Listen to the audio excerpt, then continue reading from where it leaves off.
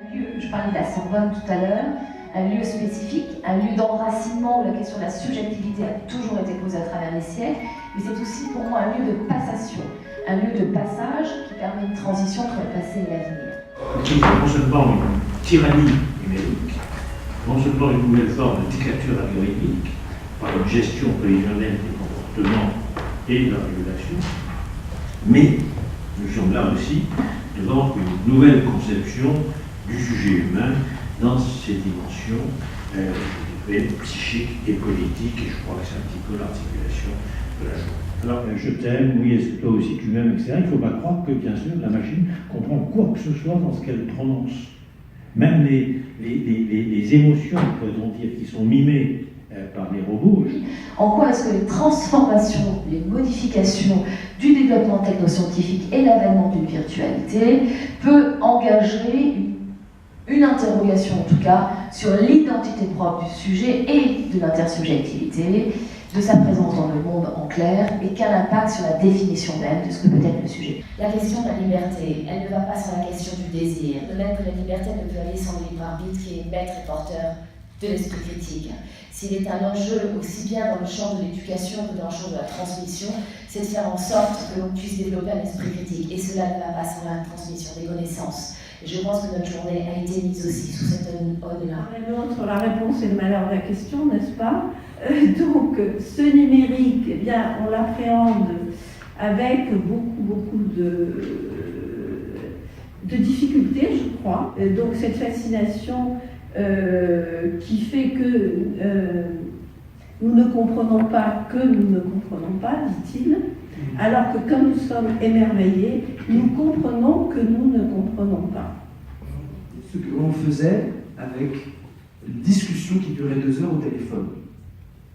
Donc, c'est pas de l'ennui, imaginons que la discussion soit un peu captivante, mais c'est du temps long, ce qui, justement, n'existe plus aujourd'hui. Les discussions de 2 heures au téléphone, franchement, c'est beaucoup plus compliqué. Qu'est-ce qu'on faisait tous, partout dans le monde? On prenait un stylo, on prenait une feuille de papier, le fameux bloc du téléphone, et on dessinait. Cette rêverie signe, selon moi, l'état d'un rêve à même la vie. Je pense que le rêve est ce moment d'injection du monde en moi-même. Nous rêvons pour digérer ce que nous avons vécu. Ceci conduit à une frénésie de communication et au refuge dans la virtualité, dont l'exemple emblématique est donc Internet. Celui-ci viendrait combler tous les manques, serait le support de toutes les substitutions. La satisfaction tient à l'immédiateté, l'omniscience, l'infinité de liens et leur disponibilité, ainsi que le sentiment de maîtrise qui peut en résulter, c'est-à-dire la toute-puissance. La pratique intensive tend à apaiser les angoisses d'abandon et l'appréhension du risque de séparation comme synonyme d'effondrement et d'annihilation. Il confère l'illusion d'une appartenance dans la virtualité d'un lien immédiatement accessible. D'où la nécessité d'avoir une langue qui ne découpe pas le monde, mais qui l'enchante. C'est un autre rapport au virtuel que celui qui est donné par la machine. Je soutiens cette augmentation qui est si à la mode ne renvoie pas nécessairement à une élévation et à un rehaussement de l'humain. Donc l'augmentation avec une connotation éminemment quantitative n'implique pas une réflexion nécessairement sur la question de ce qui fait que l'être humain peut s'élever et devenir sujet en tant que tel. S'autodépasser en permanence répond parfaitement à l'accélération de la production propre au monde industrialisé et à l'impératif de l'innovation capitaliste. Quelles conséquences pour le sujet qui noue des rapports avec ces machines?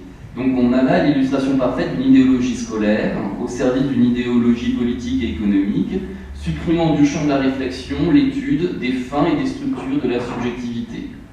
Autrement dit, en même temps qu'on nous dit « soyez vous-même et soyez heureux », on nous prive de la possibilité de penser « qui suis-je et qu'est-ce que le bonheur ?»